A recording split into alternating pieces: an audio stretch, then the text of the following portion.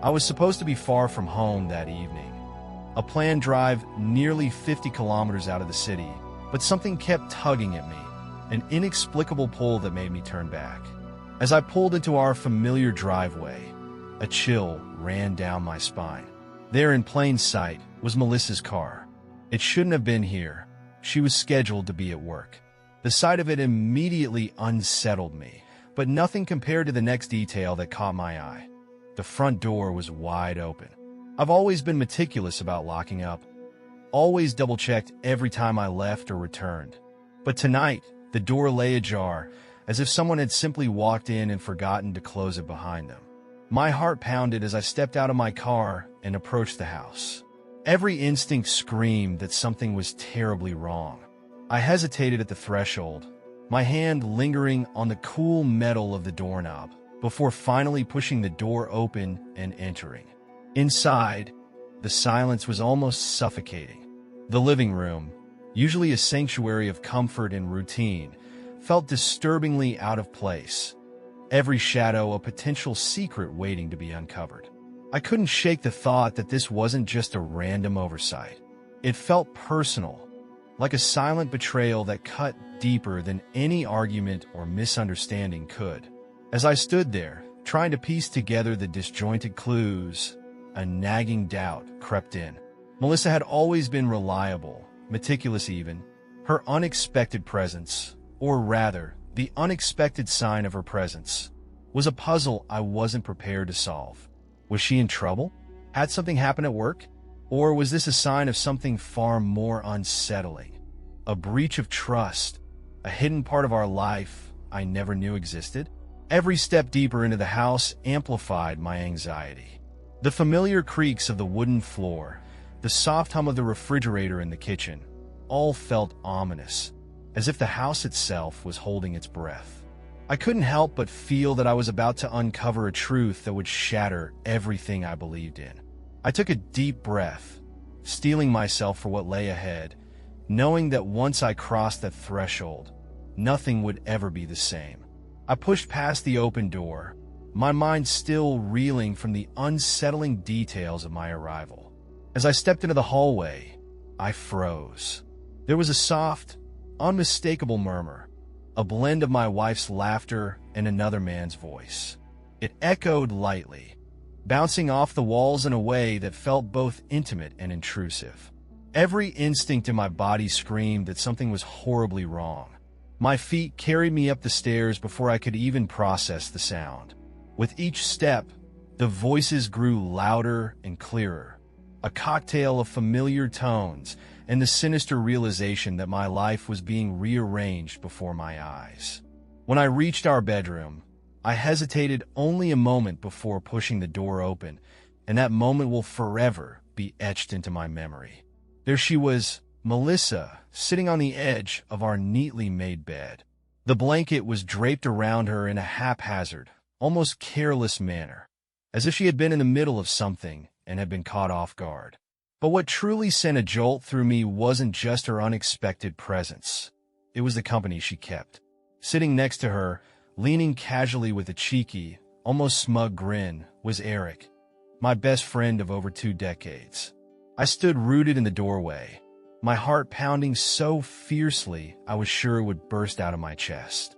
Eric's smile was infuriating in its nonchalance. It wasn't a smile that conveyed regret or guilt. It was playful, as if he were sharing a private joke with Melissa at my expense. And Melissa, she didn't look frightened, remorseful, or even apologetic. In fact, her eyes met mine with a spark of irritation, as though my very presence was a nuisance, a third wheel in a situation that was never meant to include me. I felt as though I'd been punched in the gut. The room, once a place of comfort and shared memories, suddenly transformed into a stage for a betrayal I couldn't have fathomed. I tried to force my mind to make sense of what was unfolding. How could the two people I trusted most, my loving wife and my dearest friend, sit together so casually, as if nothing was amiss? The incongruity was maddening. I wanted answers, but every second I stood there, time seemed to stretch into an eternity of silent accusations. For a long, excruciating moment, no one spoke. The only sound was the residual echo of our conversation from downstairs. A conversation I had never been part of until that fateful second. Eric's eyes darted around, as if he were weighing his next words carefully, while Melissa shifted in her seat, the blanket slipping further, revealing her vulnerability in the most unguarded way. But vulnerability wasn't the emotion I saw in her. It was annoyance, as though she had been waiting for me to finally arrive, and now that I had, my unintentional intrusion was simply inconvenient. The betrayal stung in a way that was hard to articulate. I could feel a tidal wave of emotions crashing over me. Confusion, anger, and a deep-seated hurt that resonated in every fiber of my being. Questions collided in my head. Had I been oblivious to their secret rendezvous all along? Was our entire relationship a carefully constructed facade, with me blissfully unaware of the real truth simmering beneath the surface? And most painfully, how could the two people I held dear share a laugh, a smile, and a moment of intimacy, while I stood there like a ghost from a life I no longer recognized? I wanted to demand an explanation, to yell out the questions that had built up in a crescendo of betrayal and disbelief. Yet, as I opened my mouth, the words died in the back of my throat. Instead, I remained silent, absorbing every detail. The way Eric's grin seemed to grow just a fraction wider as he caught my eye. The subtle, almost imperceptible shift in Melissa's expression, and the way the room itself seemed to close in around us, trapping us in a moment of reckoning. I could feel the weight of the moment pressing down on me. Here I was, forced to confront a truth I wasn't ready to face. The life I thought I knew was nothing more than a carefully managed illusion. And in that revelation, I sensed that this was only the beginning. There were layers to this deception, depths of betrayal that I hadn't yet imagined, waiting to be uncovered.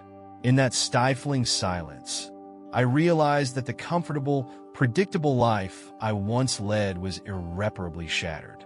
The bed, once a symbol of intimacy and safety, had become a battleground for emotions I never knew existed. My mind raced to piece together the fragments of what I had seen and heard, desperately trying to understand how everything had spiraled into this surreal nightmare. Standing there, with my heart in my throat and betrayal burning like acid in my veins, I knew one thing for sure. I could no longer remain a passive observer to my own life. The confrontation was inevitable. Whether I could summon the courage to tear away the layers of deception and confront them directly, or whether I would crumble under the weight of their indifference, was a choice I was forced to make in that fraught moment. I took a tentative step forward, the sound of my footfall echoing in the charged silence, and realized that this moment was the turning point. I could either let the betrayal define me, or I could rise above it and demand the truth, no matter how painful it might be. And as I met Eric's smirking gaze and Melissa's impatient eyes, I silently vowed that I would not let this betrayal go unanswered. My life had changed irrevocably, and with that realization came a grim determination. I had to face the mess head-on, and in doing so, reclaim the truth that was rightfully mine. I stood there, frozen for a split second, as Eric's defiant words cut through the charged silence. "You're not like that, Alex. You wouldn't hit me." His tone dripped with an arrogance that only fueled the inferno raging inside me. I didn't even pause to think. My body reacted on instinct. In a blur of motion, my fist sailed forward and connected with his jaw. The sound of the impact echoed in my ears as Eric's head snapped back, and he tumbled out of bed like a puppet with its strings cut. For a moment, all I could hear was the pounding of my own heart, each beat a searing reminder of the betrayal that had led to this explosive moment. Eric lay there, motionless and oblivious to the world, and I found myself staring in disbelief. Had I really just crossed that line? The realization was as shocking as the blow itself. Melissa's reaction was even more maddening. Instead of expressing any remorse or distress at the scene unfolding before her, she snapped, "You're dramatizing everything. Her voice was laced not with concern, but with irritation, an exasperated dismissal of what I knew was a monumental betrayal. It was as if I were merely overreacting to a trivial inconvenience rather than confronting the crushing reality of her duplicity. In that charged moment, a painful clarity settled over me. This wasn't just about being cheated on. It was a game for her, a twisted, callous game where my trust and emotions were nothing more than pieces on her chessboard. I had been nothing but a pawn in a carefully orchestrated farce. The sting of the betrayal was now mixed with a burning resolve. I refused to play by her rules any longer. I stepped away from the bed, from the aftermath of that impulsive act, and let the raw shock of the moment wash over me. I realized that every instinct I'd ever had, to protect, to trust, to forgive, had been manipulated by someone who saw our relationship as nothing more than a playground for her amusement. The way Melissa dismissed my pain, reducing it to mere dramatics, was the final insult. I couldn't sit there and let her continue dictating the terms of our life. Her casual dismissal of our shared history, our moments of intimacy, was a betrayal far deeper than the physical act I had just committed.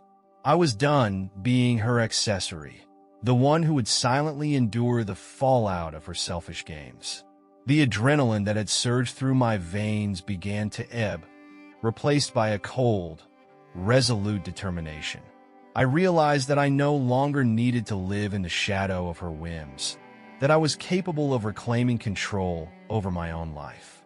The quiet intensity in my chest told me that from now on, I would no longer be the passive participant in a game designed solely for her amusement. Every fiber of my being was screaming for liberation, not just from the physical intrusion that had shattered my trust, but from the emotional manipulation that had defined our life together. In that heated, silent aftermath, I made a choice. I wouldn't allow her to dictate the narrative of our lives any longer.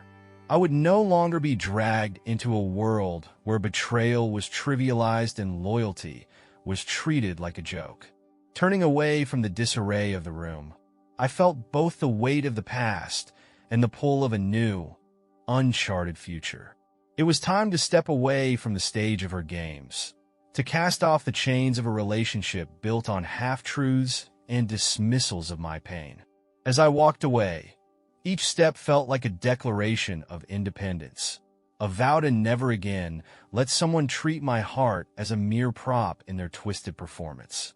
I realized then that the fight had never truly been with Eric or even just with Melissa. It was a battle against the entire illusion I'd lived under, a system of lies, manipulations, and emotional deceptions. And in that bitter moment of realization, I finally understood that the true victory would be reclaiming my own narrative on my own terms, regardless of how painful the journey might be. I sat in the darkened quiet of my study, the glow from my computer screen doing little to warm the chill that had seeped into my bones. The betrayal had cut deeper than I ever imagined, and as the adrenaline from my earlier confrontation began to ebb, a new, burning need for retribution took hold. I wasn't going to let her deceit slide into the shadows of my past. I was determined to expose every last hidden lie. I pulled out my phone with a resolve that surprised even me. My fingers trembled ever so slightly as I scrolled through a folder of meticulously gathered evidence. Screenshots of suspicious bank transfers, email threads outlining unauthorized expenses, and receipts that unmistakably showed company money being funneled into personal meetings. Melissa's careful manipulation of our lives was now laid bare before me in digital clarity. I dialed Thomas's number, my boss, and as fate would have it, Melissa's boss as well. The irony wasn't lost on me. The phone rang once, twice, 3 times. With each ring, my heart pounded louder, each beat echoing the sound of my resolve. When Thomas finally answered, his measured, professional tone was quickly replaced by a cautious curiosity as I launched into my confession. I didn't mince words. I explained how Melissa had been using her position to not only engage in secret liaisons, but to siphon funds meant for company projects into personal escapades. I laid out every detail. The clandestine meetings disguised as business lunches, the forged justifications for inexplicable expenses, the dates and amounts that painted a damning picture of fiscal betrayal. I could almost hear the gears turning on the other end of the line. Thomas's silence was heavy, laden with the weight of implications far beyond our personal drama. I knew he was assessing the evidence, the gravity of the situation sinking in. His voice, when it finally returned, was low and edged with anger. He promised to look into the matter immediately, assuring me that the integrity of the company, and by extension, his own reputation, would not be compromised by such treachery. In that moment, I felt a small, bitter victory, the first step in dismantling the facade of lies that had governed my life. But I wasn't finished. The betrayal wasn't confined to Melissa alone. Eric, my best friend, turned willing accomplice in this twisted game, had his own stain on the tapestry of deceit. My mind raced back to every memory we'd shared, every laugh and secret, now all tainted by his careless infidelity.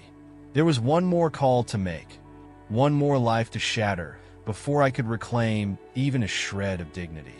I opened my contacts and dialed Danny's number. Danny, Eric's younger brother, had always been the unsuspecting anchor in his life, someone who looked up to him without knowing the true extent of his misdeeds. The line clicked as Danny answered, his voice warm and unsuspecting, a stark contrast to the fury that churned inside me. I didn't waste a second on pleasantries. In a measured, cold tone, I recounted the betrayal. That Eric had not only betrayed our friendship, but had stooped low enough to sleep with his own fiancée. I let the words hang in the air, heavy with the weight of their implications, as I detailed the evidence of his infidelity. I could almost feel Danny's shock ripple through the line, a silent promise that this revelation would not be met with indifference. There was no sugarcoating, no attempt to downplay the gravity of the situation. Just a raw, unfiltered truth meant to sever the bonds of trust that had been so carelessly neglected. After hanging up, I stared at the phone in my hand, a surge of grim satisfaction mixing with the lingering pain of betrayal. These calls were not acts of impulsive revenge. They were calculated moves in a game where the rules had been rigged against me for far too long. I was reclaiming my power, my narrative, piece by painful piece. The familiar sting of betrayal was now interwoven with the thrill of retribution, a heady cocktail that propelled me forward. In that moment of solitary triumph, I realized something fundamental. I had been playing their game for far too long. Melissa's nonchalant dismissal, Eric's smug complicity, and even the silent complicity of a life built on half-truths had all been part of a cruel charade. No more. I was done being the unsuspecting pawn in their twisted chess match. Now, every move I made would be deliberate, a calculated strike aimed at dismantling the intricate web of lies they had spun around me. The weight of my decisions pressed down on me, but it was a burden I welcomed. I knew that exposing their secrets would irrevocably alter the landscape of our lives, that the fallout would be as unpredictable as it was destructive. And yet, in that chaos lay a form of liberation, a chance to rebuild from the shattered remains of trust and betrayal. As I set my phone aside and stared out into the dark, quiet night, I felt a surge of determination. The beginning of my revenge was not just about inflicting pain. It was about reclaiming my identity, my dignity, and ultimately my freedom. I sat back, my mind racing with the possibilities that lay ahead. Every secret exposed, every lie unraveled, would bring me one step closer to the truth I so desperately needed to find. A truth that had been obscured by the carefully constructed mirage of Melissa's world and Eric's betrayal. Tonight, the tides had begun to turn. The game was over, and I was no longer a passive player. I was the architect of my own destiny, and as the pieces of their deception fell into place, I knew that nothing would ever be the same again. The silence that followed our call was deafening. I sat there, the weight of my own decisions pressing in on me as I replayed Danny's abrupt, wordless hang-up over and over in my mind. I knew that my phone call had set off a chain reaction I couldn't fully control, and as I sat in the dim light of the study, a sinking feeling told me that this was only the calm before the storm. Inside the house, Melissa and Eric seemed to have returned to their own world, oblivious to the ticking time bomb I'd just unleashed. They carried on with a careless normalcy, completely unaware of the impending chaos that would soon shatter their complacency. The air was heavy with an eerie stillness, as if the house itself was holding its breath in anticipation. Then, about 20 minutes after I'd ended that fateful call, the fragile quiet was brutally torn apart. I heard the unmistakable sound of a door crashing open, a sound that seemed to reverberate with pure, unbridled fury. Before I could even fully process what was happening, Danny was there, barreling through the entrance like a force of nature.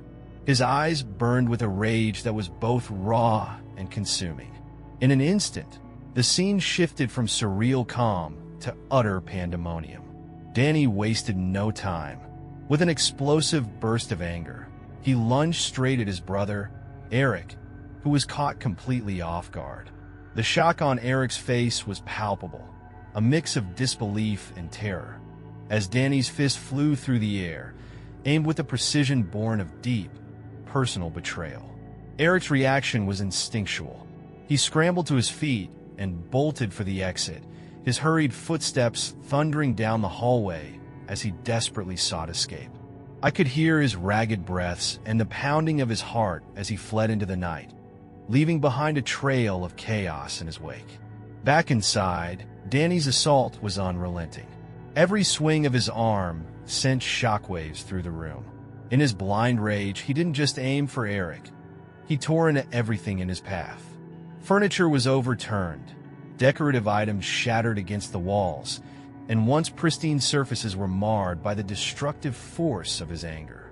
It was as if the carefully curated order of their home was being violently unstitched, piece by piece, by a man who had nothing left to lose. I stood there in a state of grim disbelief, a cocktail of emotions churning inside me. Part of me felt a twisted sense of vindication.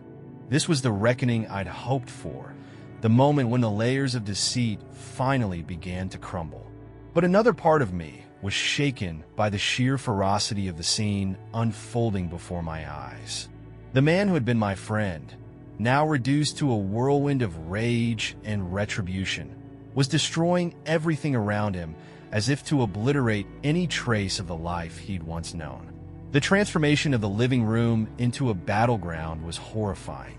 Every shattered piece of glass, every dented piece of furniture, bore witness to the unbridled anger that had just erupted. I could almost feel the tremors of Danny's wrath through the floorboards, a visceral reminder that sometimes the truth can incite violence in ways we never expect. Outside, the night had taken on a menacing quality, mirroring the chaos inside. Eric's escape into the darkness was a desperate bid for safety, a flight that left behind the bitter taste of betrayal and regret. I couldn't help but wonder how many lives had already been irreparably changed by this night's events. The house, once a sanctuary, had morphed into a stage for this tragic drama, a drama in which each of us was both actor and victim. As I watched the chain reaction unfold, I was struck by the realization that revenge is a dangerous game. What began as my attempt to reclaim control, to expose the hidden layers of deceit and betrayal, had now spun wildly out of control. Danny's silent, seething anger had escalated into something far more destructive than either of us could have anticipated. Every crash, every shout, every broken object was a testament to how deeply these wounds ran, and how far they could spread when left unchecked. In that moment, I felt the bitter irony of it all. I had set out to unmask the lies and reclaim my narrative, yet now I was witnessing a raw, uncontrolled eruption of familial betrayal that threatened to consume everything in its path. The chain reaction was complete, and as I stood there, the aftermath swirling around me like a dark fog, I knew that nothing would ever be the same again. Somewhere between the call I'd made and the violence that now reigned, the line between righting a wrong and plunging into irreversible chaos had blurred. And as I absorbed the shock of it all, I couldn't help but feel a grim certainty. The fallout from this night would echo far beyond the shattered remnants of that living room, leaving scars that might never truly heal. The fallout wasn't over yet. As if the chaos of the house wasn't enough, I soon learned that Melissa's carefully constructed world was collapsing completely. I received a terse call from HR. She'd been fired. The news hit her like a punch, and I could already picture her in a state of panic, scrambling for excuses even as her career evaporated. It wasn't just the loss of a job. It was the beginning of her complete public unraveling. I had one more card to play. Melissa's ex-girlfriend, Ashley, had always known more than she let on about Melissa's double life. I reached out to her, laying everything bare, every indiscretion, every misuse of company funds, every betrayal that Melissa had meticulously hidden behind a mask of charm and competence. Ashley didn't need much convincing. She was eager to see Melissa's pristine reputation reduced to ashes. Within hours, the sordid details began circulating through her network. It wasn't long before the whispers turned into a roar. Melissa's friends and colleagues, who had once hung on her every word, started to distance themselves. Invitations were withdrawn, compliments turned into cautious glances, and trust, once a given, vanished. I monitored the situation with a grim satisfaction. In a group chat that had once been filled with jovial banter and mutual support, Melissa's desperate messages began to appear. She tried to explain away the unexplainable, offering frantic excuses and hollow apologies as if a few words could undo the damage. But no one believed her. Every attempt to rationalize her actions was met with silence or terse, dismissive replies. The digital space that had once amplified her influence now served as a public ledger of her failures. Friends, once loyal, started unfriending and blocking her, their faith in her shattered beyond repair. I could almost hear the click of their keyboards as they decisively distanced themselves from the person they thought they knew, a person who, in reality, was nothing more than a master of deception. I sat back and let it all sink in. Melissa's world, built on a foundation of lies and manipulations, was crumbling under the weight of its own deceit. Her frantic messages in the group chat, each more desperate than the last, were a stark contrast to the cool, calculated actions that had brought her down. Here was someone who had always controlled every narrative, now reduced to pleading for mercy from a community that had already turned its back on her. Watching it unfold was bittersweet. Part of me felt a cold satisfaction, a sense of justice finally being served. This wasn't just about retribution. It was about reclaiming the truth that had been buried under years of betrayal. Melissa's complete destruction wasn't merely a consequence of her actions at home. It was the inevitable result of her entire lifestyle. Every secret, every lie, and every misuse of power had led to this moment of public exposure. As the notifications from the group chat kept coming in, friends confirming her dismissal from social circles, colleagues expressing disbelief, even strangers weighing in on what had transpired, I felt a finality settle in. The game was over, and Melissa was left with nothing but the ruins of her carefully curated image. In that moment, I knew that while I couldn't reclaim the past, I had finally reclaimed my future. The chains of deceit that had once bound me were shattered, and as I closed my eyes, I allowed myself a brief moment of relief. The truth, however painful it might be, was now all that remained, and that was enough for me to move on. I arrived home under a sky that seemed indifferent to everything that had happened. The front door swung open to reveal the final evidence of my decision. The divorce papers I'd prepared long ago lay neatly on the table, a silent promise of the new life I was about to claim. Every detail had been meticulously planned. Each step a careful extraction from the web of lies that had entangled me for so long. I paused for a moment, taking in the stillness of the house that had once been filled with shared laughter and whispered secrets. Now, it was a stage set for the final act of our unraveling. I had already taken the most painful yet necessary financial steps, transferring $120,000 to an account solely in my name, blocking her credit cards, and closing the joint account that had once been a symbol of our intertwined lives. Every move was a calculated strike, a declaration that I was no longer willing to be dragged down by her deceit. It didn't take long for Melissa to sense that something was irrevocably wrong.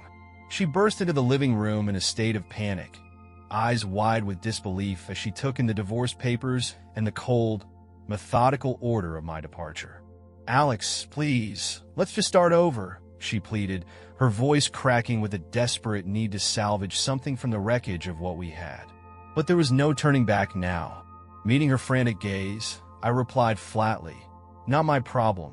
In that moment, every hope for reconciliation dissolved, leaving behind only the stark truth that our time together was over. I didn't wait around to see if she might change her mind or beg for mercy. I stepped out into the cool night air, feeling as if I were shedding a heavy, suffocating layer of my past.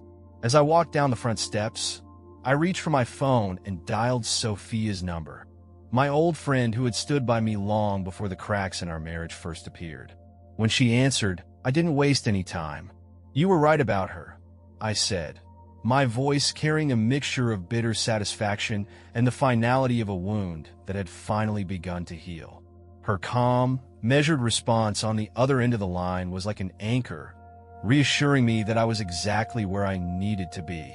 Climbing into my car, I took one last, lingering look at the house, its windows dark and lifeless, as if mourning the end of an era. I knew that every shattered memory, every whispered lie, was now confined to that place, left to rot behind me. The engine roared to life as I started the ignition, its familiar hum a stark contrast to the chaos I had left behind. With the open road beckoning, I felt a strange thrill of liberation. I had spent years tangled in a web of manipulation and betrayal, but tonight, every mile that pulled me further away signified a reclaiming of my identity, my freedom, and my future. The road ahead was a blank slate, untouched, unburdened by the ghosts of what had been. I was finally setting out on that long-awaited trip, one that had become a symbol of hope and self-discovery during the darkest days of my turmoil. The headlights cut through the night, illuminating a path that promised nothing but the opportunity to rediscover who I was, free from the constraints of a life built on lies. As I merged onto the highway, the cool breeze whisked away the remnants of my past, and I couldn't help but smile at the irony of it all. The very person who had once manipulated every facet of our lives was now nothing more than a fading memory, a cautionary tale of how trust can be shattered by greed and duplicity. Every mile I drove was a step toward a future that was unequivocally mine, a future where I could breathe freely, make my own choices, and no longer be tethered to the past. In the quiet hum of the car, I allowed myself a moment to reflect on the journey that had led me here. The betrayal, the violent confrontations, the cascading chain reaction of revelations. All of it had conspired to free me from a life that was never truly mine. I had fought, I had lost, and I had found the strength to rebuild. And now, as the city lights dwindled behind me and the endless expanse of the open road stretched before me, I felt an overwhelming sense of renewal. I glanced at the rearview mirror one last time, not with regret, but with a quiet acknowledgement that the life I was leaving behind was a chapter that had run its course. I was no longer defined by her lies or the manipulations of a past that had sapped my energy and will. With a deep, steadying breath, I pressed my foot to the accelerator, the engine's rumble echoing my resolve. Tonight, as the darkness yielded to the promise of a new dawn, I embraced the unknown with open arms. I was not running away. I was moving forward, stepping into a future where I controlled the narrative. Every twist and turn on the road was a testament to the resilience that had carried me through the storm, a reminder that even the most painful betrayals can lead to the most liberating breakthroughs. In that final, defining moment, I left behind the chaos, the heartbreak, and the remnants of a life that had never been built on truth. The destination was uncertain, but the journey was mine to command. With every mile I put between myself and the ruins of our past, I reclaimed a little more of who I was, unburdened and finally free. As the city lights receded into the distance, I knew that there was no room for looking back. The future was an unwritten story, and I was ready to begin a new chapter, a chapter defined not by betrayal or regret, but by hope, strength, and the unyielding promise of a fresh start.